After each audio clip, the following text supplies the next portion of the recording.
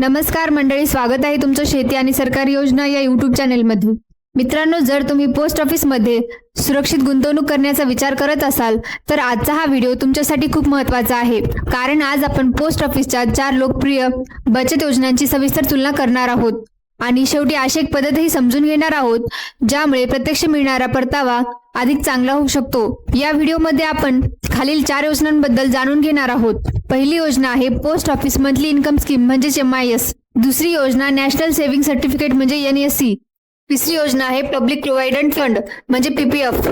आणि चौथी योजना आहे सिनियर सिटीजन सेव्हिंग स्कीम म्हणजेच SCSS. या 4ही योजनांमध्ये नेमका काय फरक आहे, कोणत्या योजनेत किती व्याज मिळते, पैसे किती वर्षासाठी ठेवावे लागतात, कोणत्या योजनेत किमान आणि कमाल किती गुंतवणूक करता येते, कर सवलत म्हणजे टॅक्स बेनिफिट कोणत्या योजनेत मिळते, मुदत पूर्ण होण्यापूर्वी पैसे काढता येतात का, आणि शेवटी 10 लाख गुंतवल्यास कोणत्या योजनेत किती परतावा मिळू शकतो, हेही आपण उदाहरणासह समजून घेणार आहोत. म्हणून हा व्हिडिओ शेवटपर्यंत नक्की पहा. व्हिडिओ सुरू करण्यापूर्वी एक छोटीशी विनंती आहे. तुम्ही जर या चॅनलवर पहिल्यांदाच आला असाल तर चॅनलला नक्की सबस्क्राईब करा, जेणेकरून संपूर्ण अपडेट्स तुम्हाला वेळेवर मिळतील. चला तर मंडळी, व्हिडिओला सुरुवात करूया. सर्वप्रथम या 4 योजनांतील व्याजदर पाहूया. सध्या मंथली इन्कम स्कीम म्हणजे MIS मध्ये वार्षिक 7.4% व्याज मिळते. या योजनेचे सर्वात मोठे वैशिष्ट्य म्हणजे मिळणारे व्याज प्रत्येक महिन्याला तुमच्या बचत खात्यात जमा केले जाते. म्हणजे जर तुम्हाला दर महिन्याला निश्चित उत्पन्न हवे असेल तर ही योजना त्यासाठी उपयुक्त ठरू शकते. मित्रांनो, आता नॅशनल सेव्हिंग सर्टिफिकेट म्हणजेच NSC बद्दल बोलूया. या योजनेत वार्षिक 7.7% व्याज दिले जाते, मात्र येथे दर महिना किंवा दरवर्षी व्याज मिळत नाही. या योजनेत मिळणारे व्याज मूळ रकमेत जमा होत राहते आणि त्यावर पुढे पुन्हा व्याज मिळते. यालाच कंपाऊंडिंग म्हणतात. यामुळे मुदत पूर्ण झाल्यावर मूळ रक्कम आणि संपूर्ण व्याज एकत्र मिळते.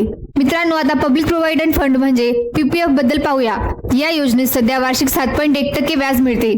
येथे ही व्याज दरवर्षी मूळ रकमेत जोडले जाते आणि त्यावर पुढील वर्षी पुन्हा व्याज मिळते. PPF ही योजना विशेषतः दीर्घकालीन बचत आणि कर सवलतीसाठी ओळखली जाते. मित्रांनो, आता चौथी योजना म्हणजे सिनियर सिटीजन सेव्हिंग स्कीम. या योजनेत सध्या वार्षिक 8.2% व्याज मिळते. या 4 योजनांमध्ये पाहिले तर हा सर्वाधिक व्याजदर आहे.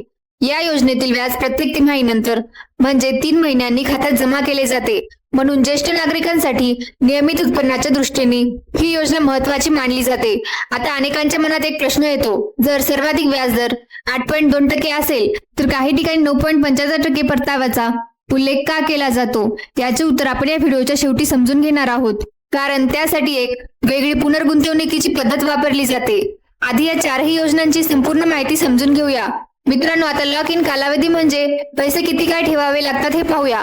मंथली इन्कम स्कीम यामध्ये गुंतवणूक केल्यानंतर या योजनेची मुदत 5 वर्षांची असते. म्हणजे साधारणपणे 5 वर्षे पैसे या योजनेत ठेवावे लागतात. नॅशनल सेव्हिंग सर्टिफिकेटची मुदत ही देखील 5 वर्षांची आहे. मुदत पूर्ण होईपर्यंत पैसे या योजनेतच राहतात. पब्लिक प्रोव्हिडंट फंड म्हणजे PPF मध्ये सर्वात मोठा लॉक इन कालावधी आहे.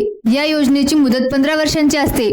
मात्र काही नियमानुसार 5 वर्षांनंतर अंशतः रक्कम काढण्याची सुविधा उपलब्ध असते. जर मुदत संपल्यानंतरही तुम्हाला ही योजना सुरू ठेवायची असेल तर ती पुढील 5 वर्षांसाठी वाढवण्याची सुविधाही उपलब्ध आहे.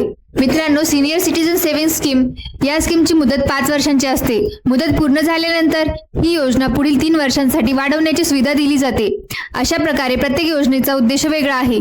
कोणती योजना दर महिन्याला उत्पन्न देते, कोणती योजना कंपाऊंडिंगमुळे रक्कम वाढवते, कोणती योजना दीर्घकालीन बचतीसाठी योग्य आहे, तर कोणती योजना ज्येष्ठ नागरिकांना अधिक व्याज देते. म्हणून कोणती योजना निवडायची हे तुमच्या गरजेनुसार ठरते. पुढील भागात आपण या 4ही योजनांमध्ये किमान आणि कमाल किती गुंतवणूक करता येते, कोण पात्र आहे आणि कोणत्या योजनेत कर सवलत मिळते हे सविस्तर पाहू. चला आता या 4ही योजनांमध्ये किमान आणि कमाल गुंतवणूक करता येते ती समजून घेऊया. सर्वप्रथम मंथली इन्कम स्कीम म्हणजेच MIS बद्दल पाहूया. या योजनेत खाते उघडण्यासाठी किमान 1,000 पासून गुंतवणूक सुरू करता येते.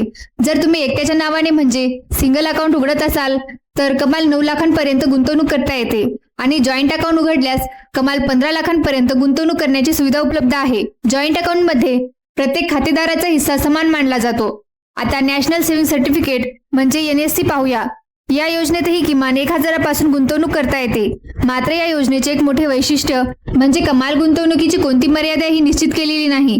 म्हणजे तुम्ही तुमच्या आर्थिक नियोजनानुसार कितीही रक्कम गुंतवू शकता. आता पब्लिक प्रोव्हिडंट फंड म्हणजे PPF बद्दल जाणून घेऊया. या योजनेत एकदाच मोठी रक्कम जमा करण्याऐवजी दरवर्षी पैसे जमा करावे लागतात. या योजनेत किमान वार्षिक 500 जमा करणे आवश्यक असते. तर एका आर्थिक वर्षात कमाल 1.5 लाखांपर्यंत गुंतवणूक करता येते. यापेक्षा जास्त रक्कम या योजनेत जमा करता येत नाही. आता सिनियर सिटीजन सेव्हिंग स्कीम म्हणजे SCSS पाहूया. या योजनेतही खाते सुरू करण्यासाठी किमान 1000 गुंतवावे लागतात. तर कमाल 30 लाखांपर्यंत गुंतवणूक करता येते. म्हणून मोठी रक्कम सुरक्षितपणे गुंतवू इच्छिणाऱ्या पात्र ज्येष्ठ नागरिकांसाठी ही योजना उपयुक्त ठरते.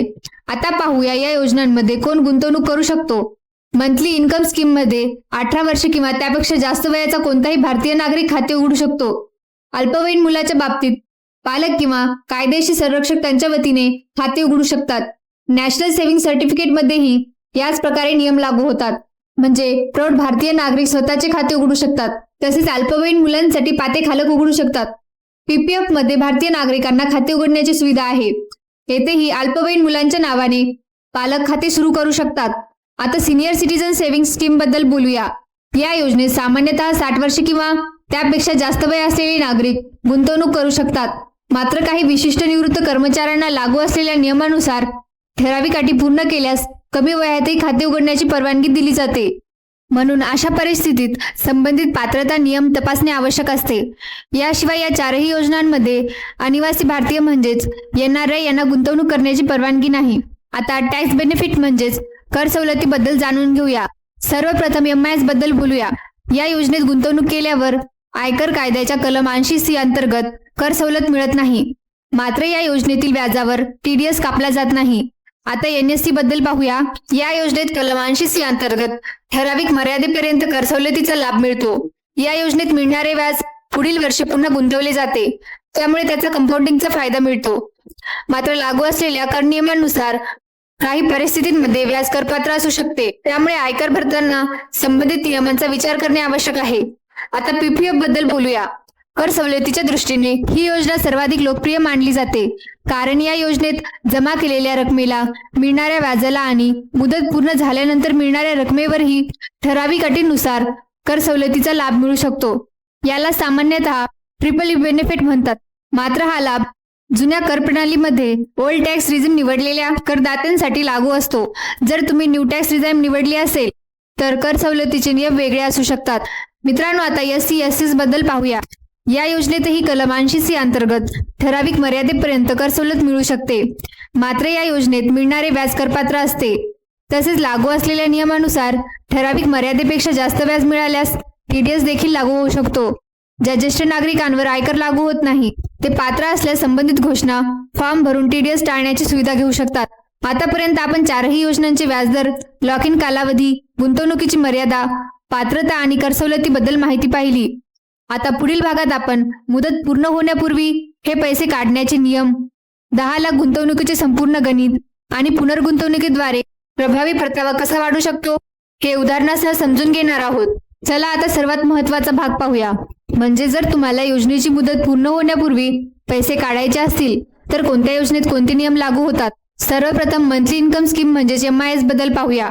या योजनेत खाते उघडल्यानंतर 1 वर्षापूर्वी खाते बंद करता येत नाही. जर तुम्ही 1 वर्ष पूर्ण झाल्यानंतर पण 3 वर्ष पूर्ण होण्यापूर्वी खाते बंद केले तर जमा रकमेवर 2% कपात केली जाते. आणि जर 3 वर्षानंतर पण 5 वर्षांची मुदत पूर्ण होण्यापूर्वी खाते बंद केले तर 1% रक्कम कपात केली जाते. म्हणजेच मुदत पूर्ण होण्यापूर्वी पैसे काढण्याची सुविधा असली तरी त्यासाठी काही दंड लागू शकतो. आता नॅशनल सेव्हिंग सर्टिफिकेट म्हणजेच NSC बद्दल पाहूया. या योजनेत वेळेपूर्वी पैसे काढण्याची सुविधा अत्यंत मर्यादित आहे. सामान्य परिस्थितीत खाते मुदत पूर्ण होईपर्यंत चालू ठेवावे लागते. मात्र खातेदाराचा मृत्यू, न्यायालयाचा आदेश किंवा नियमांमध्ये नमूद केलेल्या विशिष्ट परिस्थितीतच खाते मुदतपूर्व बंद करता येते. आता पब्लिक प्रोव्हायडंट फंड म्हणजे PPF. या योजनेत 5 वर्षानंतर काही विशेष कारणांसाठी खाते बंद करण्याची परवानगी दिली जाते. उदाहरणार्थ उच्च शिक्षणासाठी निधीची आवश्यकता, गंभीर आजारावरील उपचार किंवा नियमांमध्ये नमूद केलेल्या इतर कारणांमध्येही ही सुविधा उपलब्ध असू शकते. अशा परिस्थितीत लागू असलेल्या नियमानुसार व्याजामध्ये काही कपात होऊ शकते. आता सिनियर सिटीजन सेव्हिंग स्कीम म्हणजे SCSS बद्दल पाहूया. या योजनेतही वेळेपूर्वी खाते बंद करण्याची सुविधा आहे. मात्र त्यासाठीही काही अटी आहेत. 1 वर्ष पूर्ण होण्यापूर्वी खाते बंद करता येत नाही. जर ते 1 ते 2 वर्षाच्या दरम्यान खाते बंद केले तर जमा रकमेवर 1.5% कपात केली जाते आणि 2 वर्षांनंतर खाते बंद केल्यास 1% कपात लागू होते. म्हणून कोणत्याही योजनेत गुंतवणूक करण्यापूर्वी मुदतपूर्व पैसे काढण्याचे नियम समजून घेणे महत्त्वाचे आहे. आता उदाहरणाद्वारे या योजनेचा परतावा समजून घेऊया. समजा तुम्ही MIS मध्ये 10 लाख गुंतवले, NSC मध्ये 10 लाख गुंतवले आणि SCSS मध्ये 10 लाखांची गुंतवणूक केली. PPF या उदाहरणात समाविष्ट केलेले नाही, कारण या योजनेत एका आर्थिक वर्षात गुंतवणुकीची कमाल मर्यादा वेगळी आहे. आता पाहूया 5 वर्षांनंतर या योजनांमध्ये काय फरक दिसून येतो. MIS मध्ये व्याज दर महिन्याला खात्यात जमा होत असल्यामुळे 5 वर्षांच्या कालावधीत मिळणारे एकूण व्याज साधारण 3,70,000 इतके होते. NSC मध्ये व्याज मूळ रकमेत जमा होत राहते आणि त्यावर पुन्हा व्याज मिळत असल्यामुळे 5 वर्षांनंतर मिळणारे एकूण व्याज साधारण 4,49,032 रुपये इतके होते. तर SCSS मध्ये तिमाहीनुसार व्याज खात्यात जमा होत असल्यामुळे 5 वर्षांमध्ये मिळणारे एकूण व्याज साधारण 4,10,000 इतके होते. येथे एक महत्त्वाची गोष्ट लक्षात घ्या. SCSS चा नाममात्र व्याजदर NSC पेक्षा जास्त असला तरी NSC मध्ये व्याजावर पुन्हा व्याज मिळत असल्यामुळे म्हणजेच कंपाऊंडिंगचा परिणाम होत असल्यामुळे अंतिम परतावा अधिक दिसून येतो. यामुळे केवळ व्याजदर पाहून योजना निवडण्याऐवजी व्याज कसे दिले जाते हेही समजून घेणे आवश्यक आहे. आता सुरुवातीला उल्लेख केलेल्या प्रभावी 9.75% परताव्याच्या संकल्पनेबद्दल बोलूया. MIS मध्ये मिळणारे मासिक व्याज किंवा SCSS मध्ये मिळणारे तिमाही व्याज जर खर्च न करता पुन्हा गुंतवले तर त्या रकमेवरही अतिरिक्त परतावा मिळू शकतो. यासाठी उदाहरण म्हणून पोस्ट ऑफिसच्या रिकरिंग डिपॉझिट म्हणजे RD योजनेचा विचार केला आहे. या उदाहरणात RD वरील वार्षिक व्याजदर 6.7% गृहीत धरलेला आहे. जर MIS मधून मिळणारे प्रत्येक महिन्याचे व्याज नियमितपणे RD मध्ये जमा केले तर 5 वर्षाच्या शेवटी सुमारे 70,000 अतिरिक्त फायदा होऊ शकतो. त्यामुळे MIS मधील एकूण परतावा साधारण 4,40,000 पर्यंत पोहोचतो.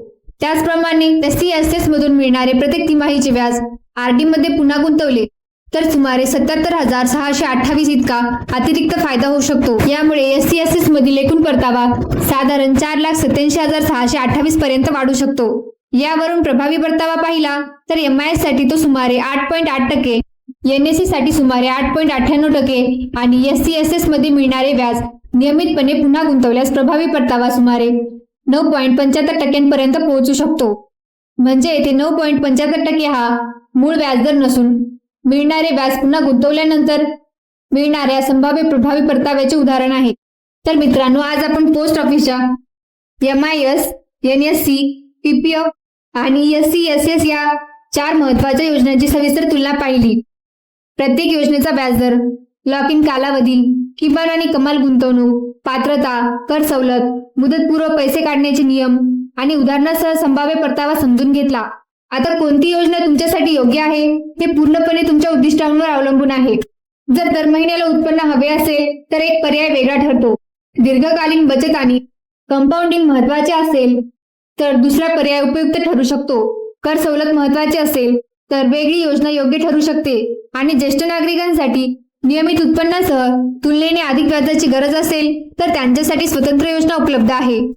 हा व्हिडिओ उपयुक्त वाटला असेल तर लाईक करा, जास्तीत जास्त लोकांपर्यंत शेअर करा आणि अशा सरकारी योजना, पोस्ट ऑफिस बचत योजना आणि गुंतवणुकी संबंधी सोप्या भाषेतील माहितीसाठी आपल्या चॅनेलला नक्की सबस्क्राईब करा आणि अशाच महत्त्वाच्या अपडेट्स जाणून घेण्यासाठी आमच्या व्हॉट्सअप ग्रुपला जॉईन व्हा.